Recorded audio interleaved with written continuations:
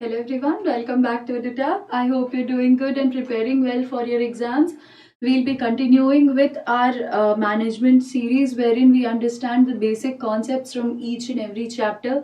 Till now we covered few concepts of motivation, communication and for the past 2 days we've been doing concepts on leadership. Today we'll again do one of the theories, that is Hersey and Blanchard's theory of leadership, and let's begin the session.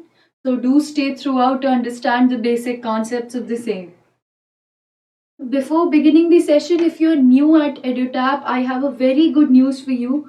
That we are presenting a comprehensive guidebook which would give you the answers of all the common queries in a definitive manner. All these common queries, let it be the pattern of the exam, the syllabus, the cutoffs which were prevailing, or let's say the resources you have to follow, the role of the organization in the economy, or let's say the hierarchy, the perks which you would receive once you join the organization. All of these informations are very basic in nature, but you never find these information at a single place. And this consumes a lot of your time, and somewhere you get demotivated to start your preparation. So we are making this process very simple for you by providing this guidebook, which is absolutely free of cost. So do download this from the description link given below. So it is a must, and you can directly start your preparation. Likewise, we also have prepared the same for SEBI Grade A as well. So before beginning the session, if you are new at EduTap, press the bell icon to receive the latest updates and join the Telegram channel to receive the PDFs of the session. So let's begin today's session. Hersey Blanchard model is again a situational leadership style. Keep in mind it is a situational based leadership style. Yesterday we discussed what is situational based leadership style. It says that no style can be applied for every situation. It is the situation based on which the leader has to decide the apt leadership style. So Hersey and Blanchard model, this model is also known as life cycle theory of leadership. Now keep in mind that Hersey and Blanchard, there are a lot of theories based on situational leadership. But why was Hersey and Blanchard model very famous? Hersey and Blanchard model had two pillars in their theory. The first one was the leadership style which the leader had to adopt, and secondly, the most important aspect of the theory was about the ability, or you can say the maturity of the employees or the subordinates.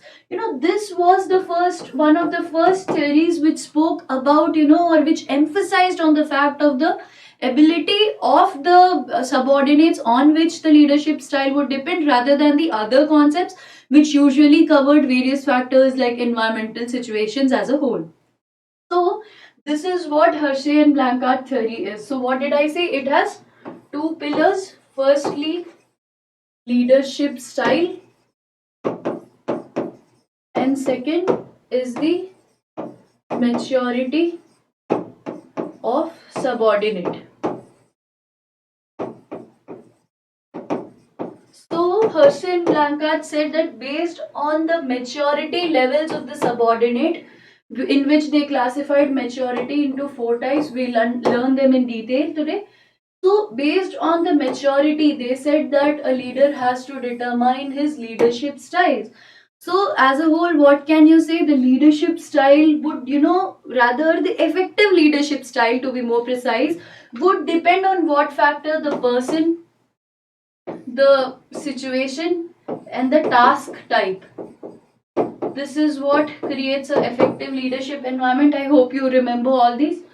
So now let us understand what does the term, the readiness or maturity mean. When I say maturity or readiness, what does this term actually mean? Okay.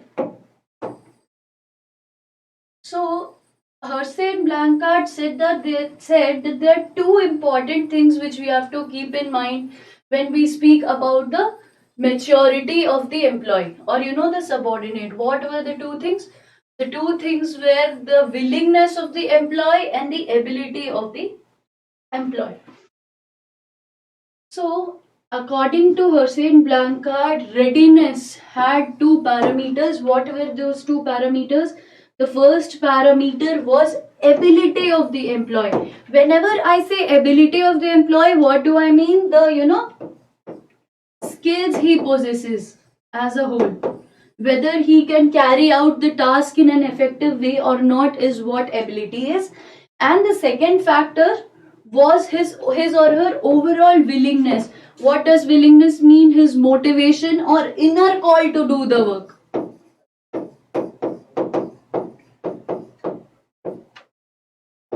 Motivation या inner call. ठीक है. So these two factors were important, this is what Hersey and Blanchard spoke when he said about readiness. And based on this readiness or maturity, leaders had to decide the apt leadership style, which, again, here also the leadership style was divided into four types. Let us discuss each of them in detail now. So firstly, you need to keep in mind that Hersey and Blanchard divided the readiness or the motivation factor of the subordinates into four types. What were these four types? These four types are M1, M2, M3 and M4. So M1 means low follower readiness, M2 is low to moderate, M3 is moderate to high, and M4 is high readiness. So a few seconds back I said you the readiness has two parameters, that is ability and willingness. So let us understand what is the parameter of readiness and ability and willingness in this case. Okay. Let's say this is ability, this is the readiness, and this is willingness. Okay. In M1, that is low follower readiness, Hersey and Blanchard said that the ability as well as the willingness of the employees both were low. Okay. Now, in case of M2, that is low to moderate readiness, Hersey and Blanchard said that the ability of the employee is low, but they are quite willing to do the task, which means the ability is low but willingness is high. In case of M3, that is moderate to high readiness, Hersey and Blanchard said that the ability of the subordinates to carry out the task, the skills which they had was quite high, but their willingness was low, which means they were not motivated enough from within to take up the task. They somewhere had doubt about their abilities as a whole, that can they carry out the task. They had the skill, but they did not believe in themselves. That is what M3 means. M4 is high readiness, as the name itself suggests. What is high? Their ability to carry out the task is also high, and their willingness to do the work will also be high. So you have to remember this table. So this is how Hersey and Blanchard classified readiness. Now, based on these four types of readiness or maturity, they said that the leader has to adopt the leadership style. You always have to remember that the leader, the level of readiness of the employee, to be more precise, the level of readiness, is what is a combination of tasks and relationship. Basically it depends on how willing they are to take up the task, or how they look into the aspects of task and their overall relationship. Whose relationship? The manager or leader's relationship, or task orientedness ka attitude with his or her subordinates. And by combining these two factors, four different leadership styles were introduced. Now let us understand. In case of task, you can say that people are high on task and low on task. Likewise, we can classify relationship as low on relationship and high on relationship. Now, when I say low on task, these kinds of subordinates, they need constant push. For them, we need a leader who has to constantly guide them, direct them, and let them know what he actually wants, given the fact that they have low ability. ठीक है? On the other hand, what does high task mean? That those employees are highly able, and too much of monitoring is not needed in this case.